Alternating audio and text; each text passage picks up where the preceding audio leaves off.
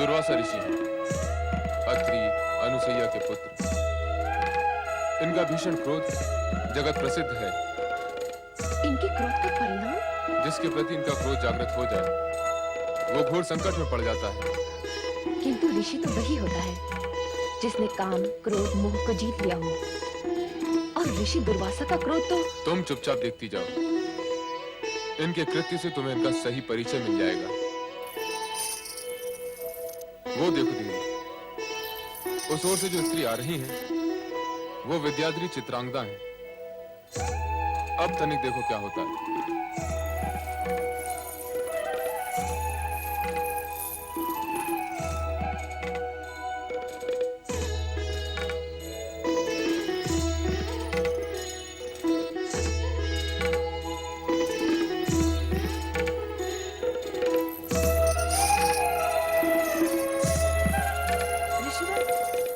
मेरा प्रणाम स्वीकार करें। तुम्हारा कल्याण हो।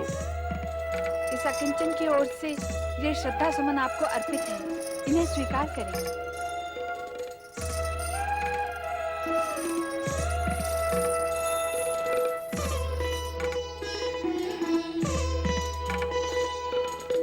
मैं ऋषि वैरागी उस विद्याधरी से पुष्पमाला लेना और उसका प्रयोग करना मुझे शोभा नहीं देता।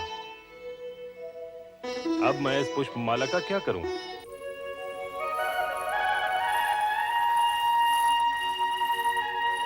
इंद्र। स्वामी, पृथ्वी भ्रमण का आनंद ही अनूठा है।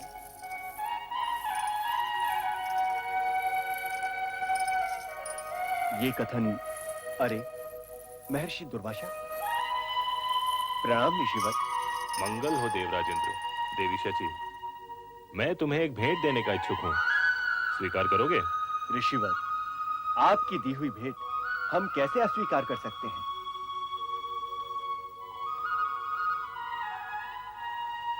आज्ञा दें।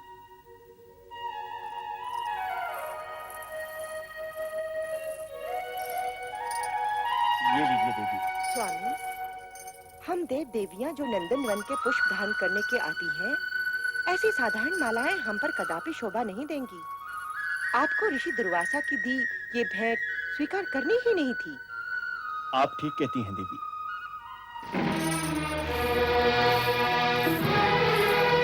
अब हमारा वर्णन हो चुका है, चलो कैलाश लौट करें।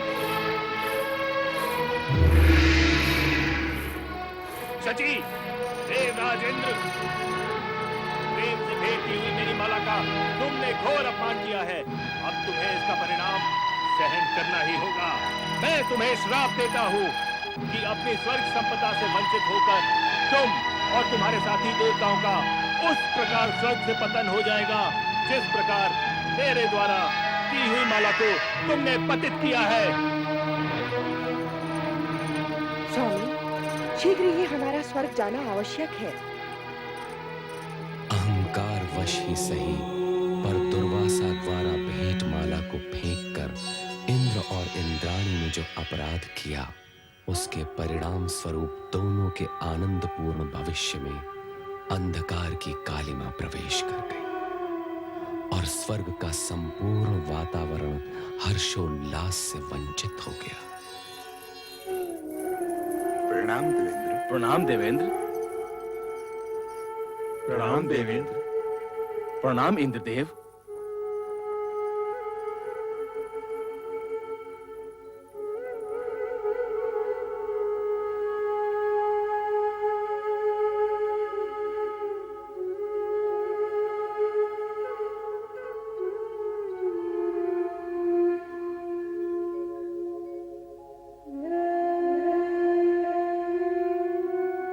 देवराज इंद्र, आपकी सुशोभित सभा में आज हम एक ऐसा दृश्य देख रहे हैं जो इससे पहले हमने कदापि नहीं देखा। उल्लास और विलास के स्थान पर आज आपके मुख पर विषाद की रेखाएं क्यों प्रतीत हो रही हैं?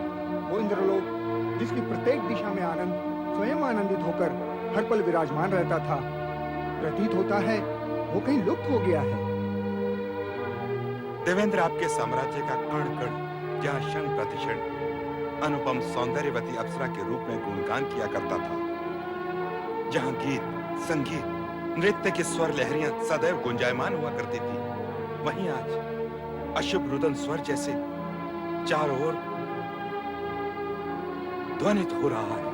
और देवी इंद्राणी भी भविष्य में घटने वाली किसी घटना की शंका से ग्रस्त दिखाई दे रही हैं। देवेंद्र, इन समस्त स्थितियों का क्या कारण है? देव, आपका ये मौन किसी अनिष्ट का संकेत दे रहा है। यदि आपने मौन व्रत धारण किया है तो हम सबके आग्रह से अपना ये व्रत त्याग दीजिए और हमें बताइए, इंद्रलोक में जो विपरीत परिस्थिति बनाई है, इसके मूल में क्या कारण है? आदरणीय मेघदेव, वरुण देव,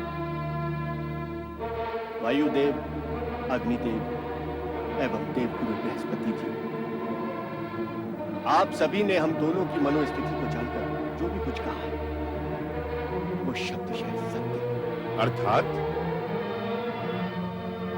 मैं और इंद्राणी इस समय अत्यधिक व्यथित, चिंतित एवं कुंठित हैं। कारण यह है कि अब स्वर्ग पर हमारा अधिकार नहीं रहेगा। ये आप कैसे अशुभ वचन बोल रहे हैं देवेंद्र? देवगुरु, मैंने जो कुछ भी कहा है उसमें लेश मात्र भी असत्य नहीं है। महर्षि दुर्वासा के श्राप से यह दुर्घटना किसी भी क्षण घटित हो सकती है। महर्षि दुर्वासा के श्राप से? और हम इंद्राणी के कहने में आकर भूलवश दुर्वासा ऋषि द्वारा भेंट की गई माला का अनादर कर बैठे और उसी से कुपित होकर उन्होंने हमें यह श्राप दिया है कि दानवों का बल देवताओं की अपेक्षा दोगुना हो जाएगा और हम अपने समस्त देवगुणों के साथ इस स्वर्गलोक से सदा सर्वदा के लिए वंचित हो जाएंगे। देव, आपने ये कैसा अनर्थ कर डाला? महर्षि दुर्वासा का श्राप कभी मिथ्या नहीं हो सकता। वो अपना प्रभाव अवश्य लाएगा। उनके श्राप से मुक्ति निवारण का कोई उपाय नहीं, कोई उपाय नहीं। अब स्वर्गलोक अवश्य नष्ट भ्रष्ट हो जाएगा देवराज इंद्र। हम सभी को इस स्वर्ग संपदा से सदैव के लिए वंचित होना पड़ेगा।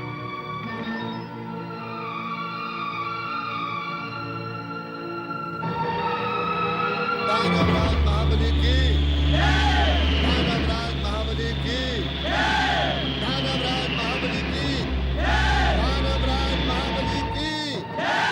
महाराज, अपनी सेना को आदेश दीजिए। वो देखिए सर, लगता है दुर्वासा ऋषि का श्राप फलित हो रहा है। सर्वनाश हो जाएगा, देवताओं का पतन हो जाएगा।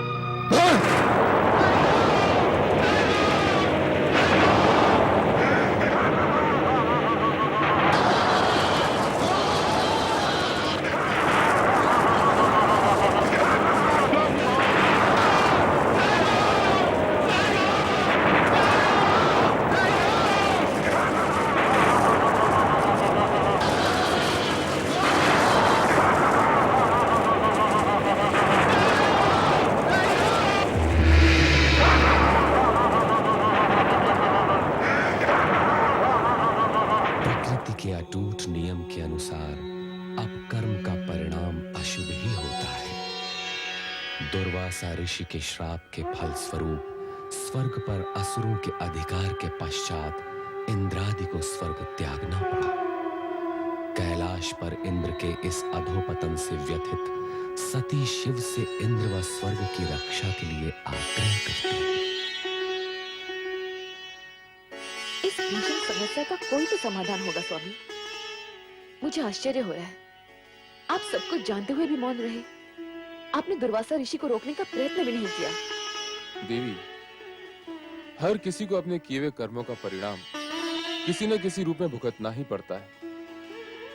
विधाता के विधान में हस्तक्षेप करना ब्रह्मा, विष्णु और महेश के लिए भी असंभव है।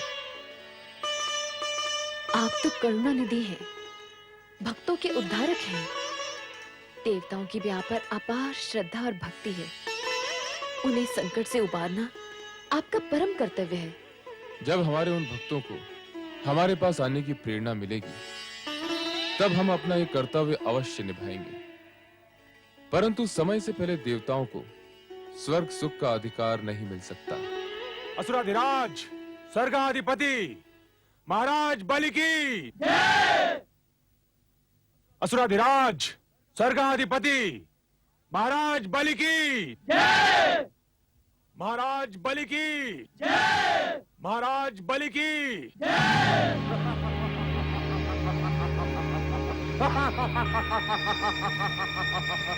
आज हम अति प्रसन्न हुए। देवता यहाँ से पलायन कर गए। उनकी पराजय विजय श्री का रूप धारण करके हमारे चरणों में नतमस्तक है। अब यह सिंहासन हमारा है। अब स्वर्गलोक पर असुरों का राज है।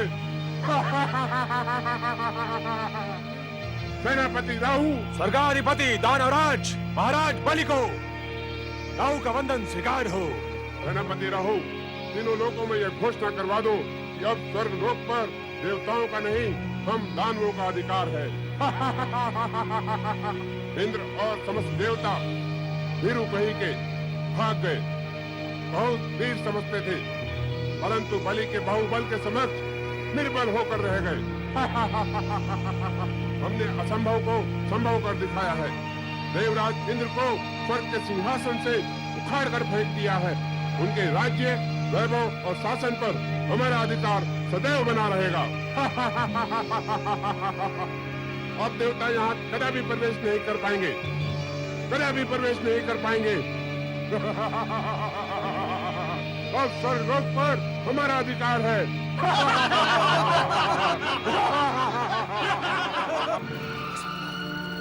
असंभव! स्वर्ग से हमें अपदस्थ करना असंभव है। स्वर्ग हमारा है। इस स्वर्ग पर हमारा जन्म सिद्ध अधिकार है। असुरों की प्रकृति निरंकुश है। उन्हें नियमों में बांधना कठिन है। वो बलशाली भी है। उनकी आसुरी शक्तियों से जीतना हम देवताओं के लिए असंभव है। ऐसी बातें करके आप हमारे मनोबल को ना गिराइए वरुण देव। हम ब्रह्मदेव की शरण में इसीलिए आए हैं कि वो हमारा मार्गदर्शन करे और इस संकटकालीन स्थिति से हमें उबारे। पता नहीं देव ऋषि इस समय कहाँ होंगे। अपनी वाक्पटुता से किसी को प्रभावित करने की कला जो उनके पास है, वो हम में से किसी के पास भी नहीं है। नारायण नारायण। धन्यवाद स्वर्गाधिपति इंद्र, धन्यवाद। किसी भी संदर्भ में आज आपने इस हरिभक्त नारद की प्रशंसा तो की। आइए परमपिता ब्रह्मा के समक्ष अपनी समस्या रखें। आइए। नारायण नारायण नारायण नारायण। परमपिता ब्रह्मा, आज देवराज इंद्र और समस्त देवगण आपके समक्ष एक गंभीर समस्या लेकर उपस्थित हुए हैं। हे सृष्टिकर्ता ब्रह्मा जी, हम पर घोर अत्याचार हुआ है।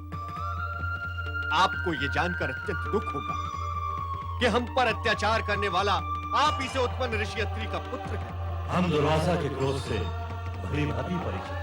किंतु ब्रह्मदेव, सर्वप्रथम तो एक ऋषि को अपने क्रोध पर ही विजय पानी चाहिए। दूसरी बात ये कि क्रोध करने का कोई कारण भी तो होना चाहिए। किंतु दुर्वासा ने तो हम पर अकारण ही क्रोध किया है और हमें श्राप देकर असुरों के लिए स्वर्ग का मार्ग प्रशस्त किया है। देवराज, क्या दुर्वासा के उग्र स्वभाव से आप परिचित नहीं? क्षण मात्र में क्रोध की ज्वाला उनके मन में प्रकट हो जाती है। इस बात का आपको ध्यान रखना चाहिए था। दुर्वासा का शाप तो एक निमित्त मात्र है सरस्वती। देवराज, स्वर्ग से आप लोगों के निष्कासन का कारण आपके अपने कर्म। हमारे कर्म पालन में कौन सी त्रुटि रह गई ब्रह्मा जी? हमारे कर्तव्यों में कहाँ खोट आ गया? देवराज, सबसे बड़ा खोट तो यही है कि आप लोगों ने अपने अधिकारों के उपयोग पर तो पूरा ध्यान दिया, किंतु अपने कर्तव्यों की उपेक्षा ही कर दी। देवी सरस्वती, आपका क्या विचार है? आप सत्य कह रहे हैं ब्रह्मदेव। भोग, विलास, आनंद क्रीड़ाओं में रमे देवगण ये भी भूल गए कि इंद्रासन को अपनी जगह पर टिकाए रखने के लिए देवताओं को धर्म, कर्म, पुण्य और जन कल्याण का भी पूरा ध्यान रखना पड़ता है। ये माना कि हमसे कुछ त्रुटियां हुई हैं, किंतु इसका अर्थ यह तो नहीं कि देवताओं से उनका स्वर्गलोक छीन लिया जाए, असुरों को असुरलोक बनाने की छूट दे दी जाए। शांत देवराज शांत। जो घटित हो गया उसे बदला नहीं जा सकता। अब इस विषय में और अधिक विचार विमर्श करने के लिए आप लोगों को भगवान विष्णु के पास जाना होगा। वो देवताओं के परम हितैषी एवं शुभ चिंतक। हे चतुर, यदि नारायण के सम्मुख आप ही हमारा प्रतिनिधित्व करें तो अति उत्तम होगा। भगवान श्री हरि विष्णु आपकी समस्या से अवगत हैं देवराज। आपको मार्गदर्शन मिल गया, किंतु उस पर चलना आप ही का हमें विश्वास है चतुर्भुजधारी विष्णु आपकी समस्या का कोई न कोई समाधान अवश्य ढूंढ लाएगा। जय वैकुंठ धाम।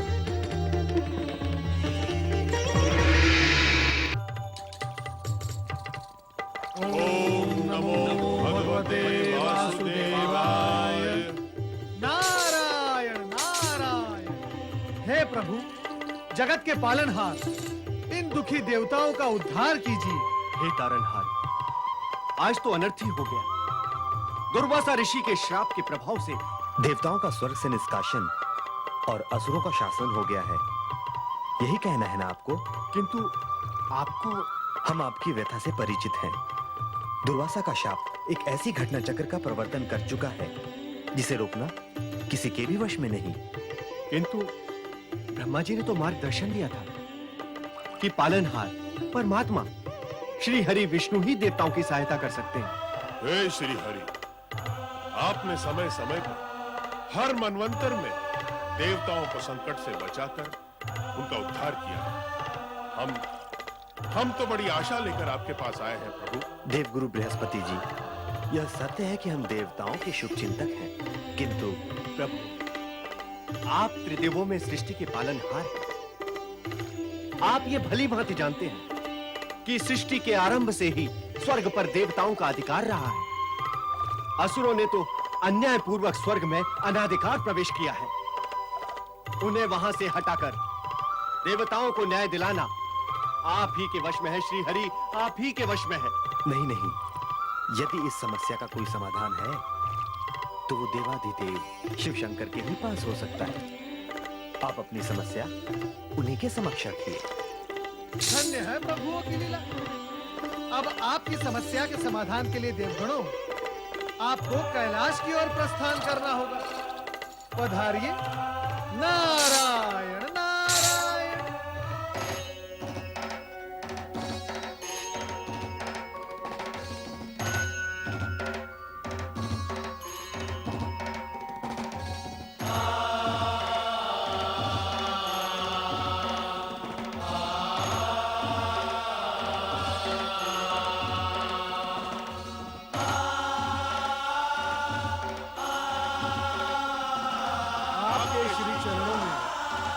अभिवादन स्वीकार हो देवी सती। कैलाश धाम में आप सभी का स्वागत है। देवराज और देवगणों के साथ जो अन्याय हुआ है उसका मुझे अत्यधिक दुख है। इस विषय में मेरे स्वामी से भी चर्चा हुई थी।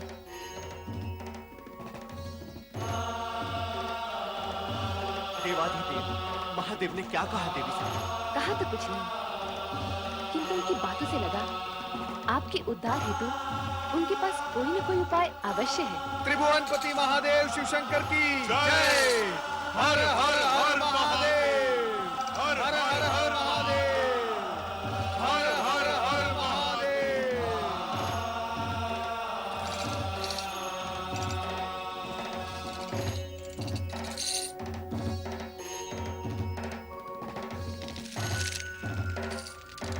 चराचरपति महादेव, इन देवताओं पर वज्रपात सा हुआ है।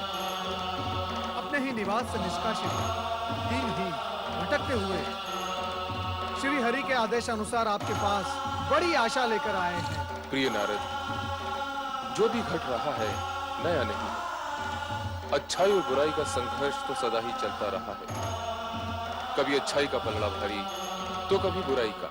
किंतु सदाशिव, हमने किसी का क्या बुरा किया था कि क्रोध में ऋषि दुर्वासा ने इतना बड़ा श्राप दे दिया? हम देवों के साथ इतना बड़ा अन्याय? जो अन्याय आपके साथ हुआ है वो कभी असुरों के साथ भी हुआ था। अतः अब जो न्याय होगा वो सुरों असुरों के समान अधिकारों को ध्यान में रखकर ही होगा।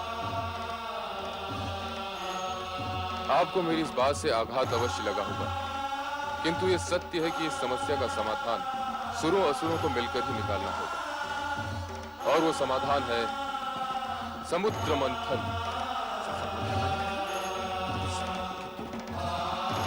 भयभीत होने की आवश्यकता नहीं। समुद्र मंथन के बाद कई ऐसी घटनाओं का जन्म होगा जो देवताओं के हित में होंगी। समुद्र से निकलने वाले रत्नों का विभाजन सुरों असुरों की योग्यता के अनुसार ही होगा। क्यों देवराज, आपको कोई संशय है? नहीं देवादिदेव, किंतु असुरों का सेनापति राहु हठी स्वभाव का है। समुद्र मंथन का ये प्रस्ताव उसे स्वीकार होगा या नहीं, मुझे इसमें संशय है प्रभु। राहु को सहमत करने का दायित्व हम देव ऋषि नारद को सौंपते हैं। क्यों नारद? मैं अवश्य प्रयास करूंगा महादेव कि असुर सेनापति राहु समुद्र मंथन के प्रस्ताव को मान ले। दुष्ट देवताओं का कोई भी प्रस्ताव हमें स्वीकार नहीं। समुद्र मंथन का मत भी हमें स्वीकार नहीं। लगता है इसमें भी देवताओं का कोई नवीन षड्यंत्र है। नारायण नारायण, इतने शक्तिशाली होने पर भी देवताओं से भयभीत हो रहे हो? कदापि नहीं। हमारे द्वारा देवताओं को स्वर्ग से बाहर खदेड़ना इस बात का ठोस प्रमाण है कि हम देवताओं से अधिक शक्तिशाली हैं। वास्तव में तुमने तो होनी को अनहोनी कर दिखाया है। दुर्वासा के श्राप से प्रेरित होकर एक बड़ी चुनौती स्वीकार की है और उसमें विजय भी हुए हो। नारायण नारायण। निश्चित ही विजय हुए। मैं एक बात सोच रहा हूँ, तुम दानव यदि शक्तिशाली हो तो देवगण बुद्धिमान ज्ञानवान, तुम दानव एक स्वर्ग लेकर यहाँ मौज मनाते बैठे रहोगे और वहाँ देवगण समुद्र मंथन से 100 स्वर्ग उत्पन्न कर डालेंगे। सत्य तो ये है कि आरंभ में देवताओं को भी कोई रुचि नहीं थी, परंतु भगवान शिवशंकर ने जब समुद्र मंथन से उत्पन्न होने वाले दुर्लभ पदार्थों की बात कही तो देवता सहर्ष मान गए। परंतु ये बात आपने हमें पहले क्यों नहीं बताई देवर्षि नारद? बताता तभी जब तुम सुनने को तैयार होते। तुम तो अपने पद के मद में डूबे हुए हो। नारायण नारायण। शिवशंकर पर तो हमें पूर्ण विश्वास है, परंतु यदि उनकी बात मानकर हम समुद्र मंथन का प्रस्ताव स्वीकार भी कर लें तो भी इस बात का क्या भरोसा कि समुद्र मंथन से उत्पन्न पदार्थों का वितरण सुरों और असुरों में निष्पक्षता से होगा। ऐसा प्रतीत हो रहा है सेनापति राहु कि तुम हमारा तात्पर्य नहीं समझ पाए। नारायण नारायण। सुनिए तो सही देवर्षि नारद। एक और तुम कहते हो कि तुम्हें भगवान शंकर पर पूर्ण विश्वास है और दूसरी ओर शंकर का आंचल भी नहीं छोड़ सकते। ऐसे तो कोई निर्णय नहीं लिया जा सकता। अरे देवर्षि, यदि एक बात देवताओं को मान्य हो तो हमें समुद्र मंथन का प्रस्ताव स्वीकार्य है। क्या? यही कि समुद्र मंथन से पहले हम स्वर्ग लोक नहीं छोड़ेंगे। इसका निर्णय तो भगवान शिवशंकर ही करेंगे और तुम ये भली भांति जानते हो और मानते भी हो कि वे निष्पक्ष नहीं। अब क्या कहें इसे, दानवों का दुर्भाग्य या देवों का भाग्य कि समुद्र मंथन से उत्पन्न होने वाले दुर्लभ पदार्थ मात्र देवों को ही प्राप्त होने की परिस्थितियां निर्मित हो रही हैं। धन्य हो प्रभु, धन्य हो। दानव अपने दुर्भाग्य का द्वार स्वयं खटखटाने जा रहे हैं। नारायण। देवर्षि नारद, मैं इस विषय पर एक बार शिवशंकर से बात करना चाहता हूँ। शुभस्य शीघ्रम। देवादिदेव महादेव और सेनापति राहु एक दूसरे से भली भांति परिचित हैं। चलो चले कैलाश। ओम नमः शिवाय। कैलाश। जाइए असुर सेनापति राहु, मुझे शिवशंकर से भेंट करनी है। कैलाशपति अभी ध्यान में है, तुम्हें प्रतीक्षा करनी होगी। बात महत्वपूर्ण है, मैं प्रतीक्षा नहीं कर सकता। शिवशंकर, महेश्वर, मेरा बात मत रुको, नहीं तो अनिष्ट हो जाएगा। नारायण नारायण नारायण नारायण। शांत हो जाओ, शांत हो जाओ। अतिथि के साथ ऐसा व्यवहार शोभा नहीं देता। किंतु ऋषिवर, ये हमारे शिवजी के ध्यान में बाधा डाल रहे हैं। इनसे कहिए कि बाद में आए। नारायण नारायण, ये बाधा नहीं डालेंगे। महादेव शिवशंकर की आज्ञा से ही वे यहाँ पधारे हैं। पधारिए पधारिए राहु, पधारिए।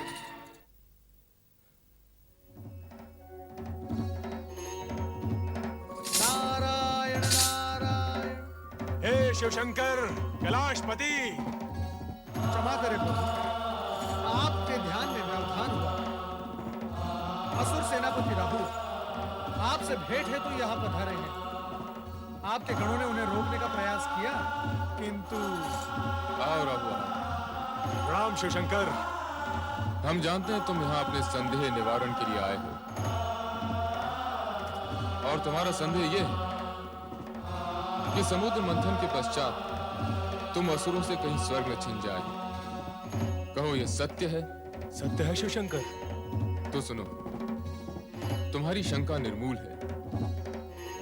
इसकी संभावना मात्र उसी स्थिति में पैदा हो सकती है यदि तुम्हारे किसी अन्यायपूर्ण और अनैतिक कार्यों के कारण देवताओं का पल्ला भारी हो जाए।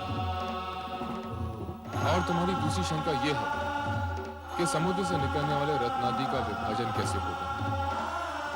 रत्नों का बंटवारा योग्यता के अनुरूप ही होगा। अयोग्य रत्न पाकर कोई भी पक्ष स्वयं ही नष्ट हो जाएगा। कोई और शंका? नहीं, परंतु इतना महान अनुष्ठान संपन्न कैसे होगा? समुद्र मंथन कोई बाल क्रीड़ा तो नहीं। चिंताएं करना न सुनो का काम है, न सुन का। समुद्र मंथन के कार्य संबंधित निर्णय हमने ले लिया है और संबंधित व्यक्तियों को आदेश भी दे दिए हैं। क्षीर सागरवासी विष्णु मंथन क्रिया के लिए मेरु पर्वत का आधार बने और वासुकी नाग रज्जु का कार्य करेगा। तुम जाकर दानवों को प्रेरित करो और शीघ्र ही समुद्र मंथन का कार्य प्रारंभ कराओ। जाओ। नारायण नारायण। शिवाज्ञा को शिरोधार्य कर दानवराज बलि से मंत्रणा करने के पश्चात शंकाशील सेनापति राहु शंका से उभरे और समुद्र मंथन के लिए तत्पर हुए। इसी प्रकार देवगण भी समुद्र तट पर आ पहुंचे, जहां मेरु पर्वत मथनी और वासुकी नाग रज्जु के रूप में उपस्थित थे।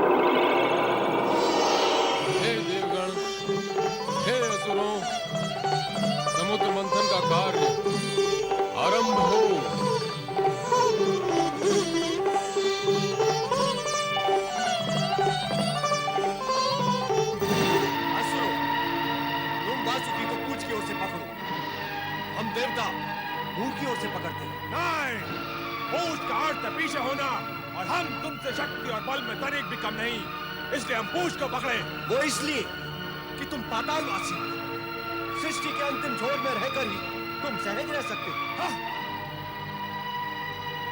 दान में कौन सा मंत्र फूंक रहे हो मुनिराज? मंत्र? नारायण नारायण। मैं तो देवताओं से ये कह रहा था, तुम चाहे अपनी जितनी भी प्रशंसा कर लो, परंतु असुरों के समक्ष शक्ति में तुम शून्य हो, शून्य। आग और विष बोलते हुए वासुकी का मुंह पकड़ना देवताओं के बस की बात नहीं। नारायण नारायण। बहुत प्रसन्न हुए कि आज देवताओं को उनकी हीनता का ज्ञान तो हुआ। तुमने हमें हीन कहा? तो सबसे पहले यही बात सिद्ध कर ली जाए कि कौन शक्तिशाली है और कौन नहीं। देवराज ये क्या कह रहे हैं आप? वासुकी के मुख से निकलने वाले विष से बचने के लिए मैंने ये सब सुहाग रचा था, और आप शत्रुता पर उतर आए। सभी देवता वासुकी की पूंछ की ओर रहेंगे और हम मधुर मुख की ओर रहेंगे।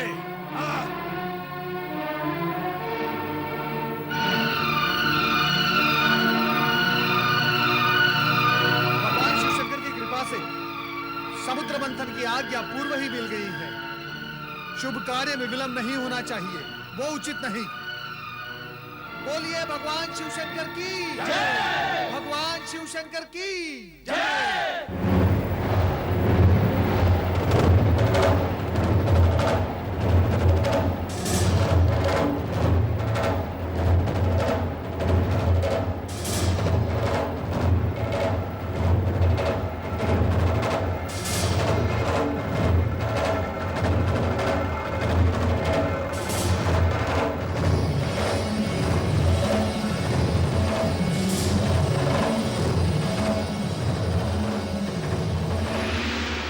पकड़ने का निर्णय हमने उचित नहीं लिया, किंतु पीछे हटना भी तो संभव नहीं।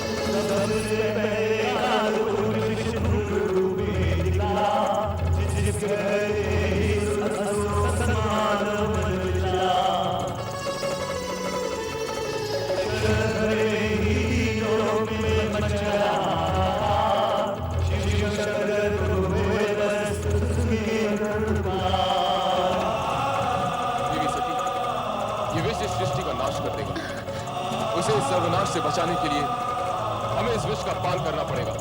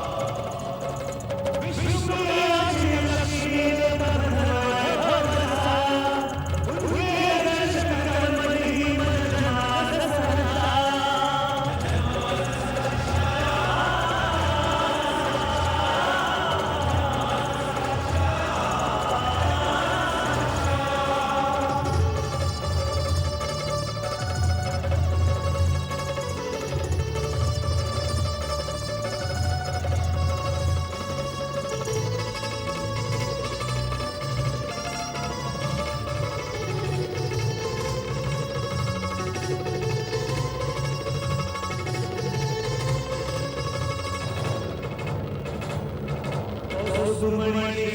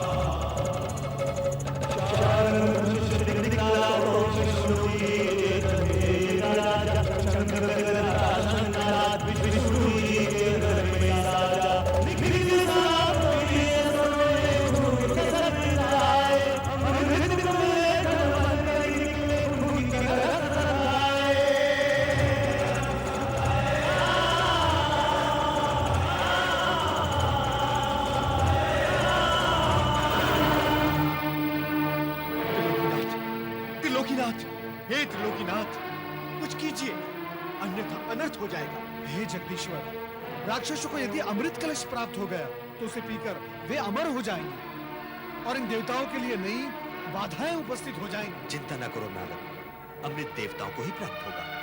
देवगणों से कहो कि वे पंक्ति में बैठ जाएं।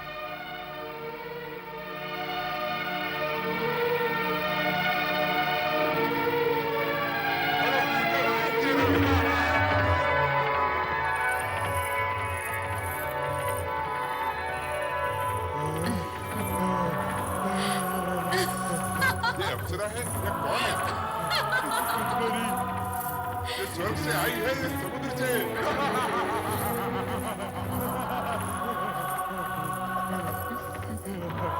कहीं से भी आई हो, पहले अमृत पान तो कर ले। अरे अमृत पान तो बाद में करेंगे, पहले इसके रूप का मदिरा पान तो कर ले। रूप की रानी रूपमती, तुम कौन हो? कहाँ से आई हो? मैं कौन हूँ और कहाँ से आई हूँ? इन व्यर्थ के प्रश्नों में क्यों अपना समय नष्ट करते हो?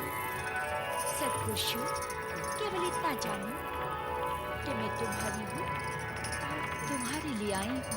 तुम्हारे लिए आई हो? के महल की महारानी, ये तो बताओ यार, किस लिए आई हो? तुम सभी को अमृत पान करवाने के पश्चात तुम्हें सौंदर्य पान करवाऊंगी।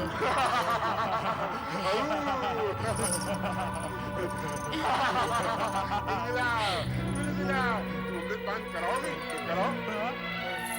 अमृत जैसे पवित्र पेय का पान करने से पूर्व स्वयं पवित्र होना आवश्यक है। तो फिर हम क्या करें?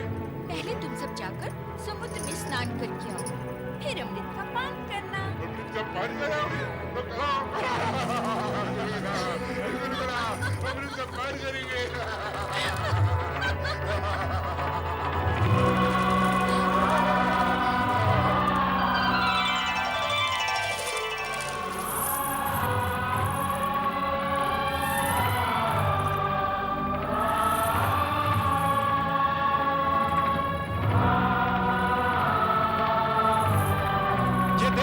राक्षस है। हाँ, राक्षस है। हाँ, राक्षस है, राक्षस।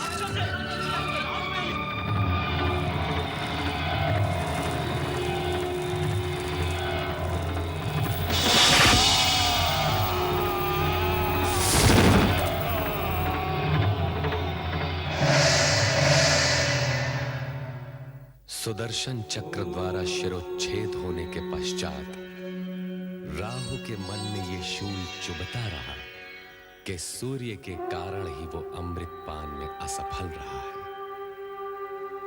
तभी से वो प्रतिशोधवश सूर्य को ग्रस्ता आ रहा है। असुरों के पाताल पलायन के पश्चात देवगणों का स्वर्ग पर अधिकार हो गया तथा विष्णु लक्ष्मी सहित बैकुंठ लोक में प्रतिष्ठित हो गए।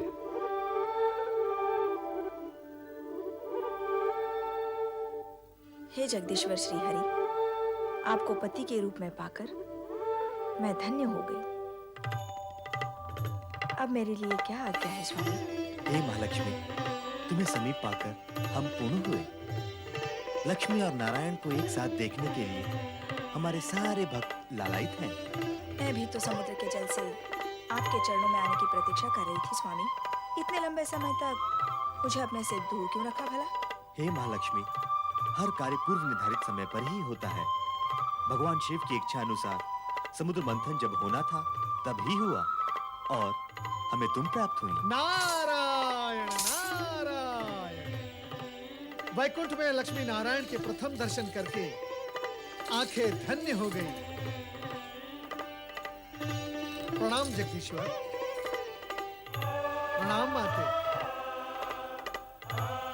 ये सृजनकर्ता ब्रह्मा जी के मानस पुत्र नारद है महादेवी, जो सारी सृष्टि में भ्रमण करते हुए भगवत भक्ति का प्रचार करते हैं। और अब मैं लक्ष्मी नारायण की भक्ति का प्रचार करूंगा। माता लक्ष्मी, आप तो धन वैभव की देवी हैं। आपके भक्तगण आपकी आराधना के बिना धन धान्य और वैभव कैसे प्राप्त कर सकते हैं? नारद जी, हमारी इतनी प्रशंसा न कीजिए, कहीं हमें अभिमान हो गया तो। नारायण नारायण। जो स्वयं भगवान श्री हरि के चरणों में विराजमान हो, उसे तो अभिमान छू भी नहीं सकता माते। महादेवी, कितने चतुर हैं हमारे परम भक्त देव ऋषि। आपको अभिमान न हो, इसका प्रबंध इन्होंने अभी से ही कर दिया। ऐसा कहकर आप मुझे लज्जित न कीजिए प्रभु। मैं तो माता लक्ष्मी के चरणों की रज के समान हूँ। धन्य हो नारद। अब यह बताओ, तुम्हारे आने का प्रयोजन क्या है? प्रभु, आप मुझे प्रयोजन पूछकर लज्जित न कीजिए। माता लक्ष्मी समुद्र मंथन के बाद प्रथम वैकुंठ पधारी हैं। आप दोनों के एक साथ दर्शन करने हेतु चला आया। नारद, आपको तो ज्ञात है कि हमसे किसी की भी मन की बात छुपी नहीं रहती। आप महालक्ष्मी के दर्शन के साथ साथ एक और भी प्रयोजन लेकर आए हैं। जब आपको सब कुछ ज्ञात है, तो आप स्वयं ही बता दीजिए ना। कभी-कभी मैं अपने मन की बात भी नहीं समझ पाता। नारायण नारायण। ओम नमः शिवाय। भगवान शिव ने समुद्र मंथन से निकले विष का पान करके सृष्टि को नष्ट होने से बचा लिया। इसके लिए हमें उनका धन्यवाद व्यक्त करना है। क्यों देव ऋषि? आप सत्य कह रहे हैं प्रभु। मैं अभी ब्रह्मलोक से चला आ रहा हूँ। परमपिता ब्रह्मदेव ने भी मुझसे यही कहा। उन्होंने ये भी कहा कि देवराज इंद्र सहित सभी देवता भगवान शिव शंकर के प्रति अपना आभार व्यक्त करने के लिए कैलाश की ओर प्रस्थान कर रहे हैं। तब तो हमें भी वहाँ प्रस्थान करना होगा। कैलाश में भगवान शिव तथा माता सती के दर्शन भी हो जाएंगे। यह तो अति उत्तम विचार है देवी। अब आप मेरे यहाँ आने का प्रयोजन समझ गए प्रभु। नारायण नारायण। सच पूछिए तो मैं आप दोनों को यहाँ से कैलाश ले जाने आया हूँ, परमपिता ब्रह्मदेव की आज्ञा से। आप तो सचमुच चतुर हैं नारद जी। प्रभु आपसे भली भांति परिचित हैं। तो चलो कैलाश चलते हैं। ओम नमः शिवाय, ओम नमः शिवाय, ओम नमः शिवाय, ओम नमः शिवाय, ओम नमः शिवाय, ओम नमः शिवाय, ओम नमः शिवाय, ओम नमः शिवाय, ओम नमः शिवाय, ओम नमः शिवाय, ओम नमः शिवाय, ओम नमः शिवाय, ओम नमः शिवाय, ओम नमः शिवाय, ओम नमः शिवाय, ओम नमः शिवाय, ओम नमः शिवाय, ओम नमः शिवाय। त्रिलोकीनाथ भगवान शिव शंकर की जय। चराचरपति देवादिदेव महादेव की जय। शक्ति रूपिणी देवी सती की जय। भूत भावन भगवान शिव शंकर की जय। हे सदाशिव, जन कल्याण के निमित्त आपने हलाल अपने कंठ में धारण करके सृष्टि के सभी प्राणियों की रक्षा की है। हम सभी की ओर से आपको कोटि कोटि नमन। ब्रह्मदेव, हमें श्री हरि विष्णु का आभार मानना होगा। इन्होंने पहले कश्यप फिर मोहिनी रूप धारण किया, राहु का वध किया और अमृत की रक्षा की। समुद्र मंथन के सफल आयोजन ने न्याय और नीति की सार्थकता सिद्ध कर दी है भोलेनाथ। देवताओं को स्वर्ग मिला और असुरों को उनके कर्मों का फल। श्री हरि, सबसे अधिक लाभ तो आपको हुआ है। भगवती लक्ष्मी जो आपको प्राप्त हो गई। देवी सती, सत्य तो ये है कि मुझे श्री हरि प्राप्त हुए। इनसे अधिक लाभ तो मुझे हुआ है। नारायण नारायण। लाभ हानि की इस चर्चा में इस सत्य को हम सब भूलते जा रहे हैं कि समुद्र मंथन का मूलभूत विचार परम पिता ब्रह्मा जी का था। माता सरस्वती की सुमधुर वीणा के झंकार से यदि परमपिता ब्रह्मा जी की सृजनशीलता जागृत न होती, तो समुद्र मंथन ही न होता। बस नारद, बस अपनी मति की गति को मंद करो और विचार करो कि ब्रह्मदेव की प्रेरणा और श्री हरि विष्णु के सहयोग के उपरांत भी हलाहल विष के लिए समुचित निराकरण न निकलता, तो समुद्र मंथन का प्रयोजन, उद्देश्य और समुद्र से प्राप्त अन्य रत्नों की क्या गति हुई होगी? माता सरस्वती, शिव के योगदान की श्रेष्ठता तो निर्विवाद है। अंत में संकट एवं विकट की स्थिति को भोलेनाथ ने ही संभाला संवारा है। देवराज, मेरी स्तुति करने की अपेक्षा समुद्र मंथन के आयोजन तथा संपूर्ण प्रक्रिया से कुछ संदेश ग्रहण करेंगे तो हमारी सफलता और मंथन का कार्य सार्थक होगा। अर्थात सद्गुण सुफल देते हैं और तमोगुण कुफल। असुरों ने शक्ति, सुविधा और साधन संपन्न होते हुए भी पराजय का मुंह देखा तथा देवगण विजयी हुए। भविष्य में सचेत व सावधान रहने की आवश्यकता है देवराज। स्वामी, आपके अंतिम शब्दों से तो ऐसा लगता है जैसे आप सबको विदा करने के इच्छुक हैं। किंतु मैंने ना तो भगवती लक्ष्मी को दृष्टि भरकर देखा है और ना ही देवी सरस्वती से कुछ चर्चा की है। नारायण नारायण। चर्चा? जब दो देवियां चर्चा करती हैं तो धरती में कंपन होने लगता है। यहाँ तो तीन तीन देवियां चर्चा करेंगी। नारायण नारायण। नारद, माता, अपनी वाणी पर विराम लगाओ। माता, यदि मैं अपनी वाणी पर विराम लगा दूंगा तो श्री हरि का जाप कैसे करूंगा? नारायण नारायण। देवर्षि, अब केवल नारायण के जाप से कार्य पूर्ण नहीं होगा, अब तो नारायणी का जाप भी करना होगा। नारायणी तो नारायण में समाई हुई है माता। क्यों माता लक्ष्मी, सत्य है ना? समुद्र मंथन की सफलता के लिए भगवान शंकर का आभार व्यक्त करने के लिए सभी देवगण कैलाश पर उपस्थित हुए।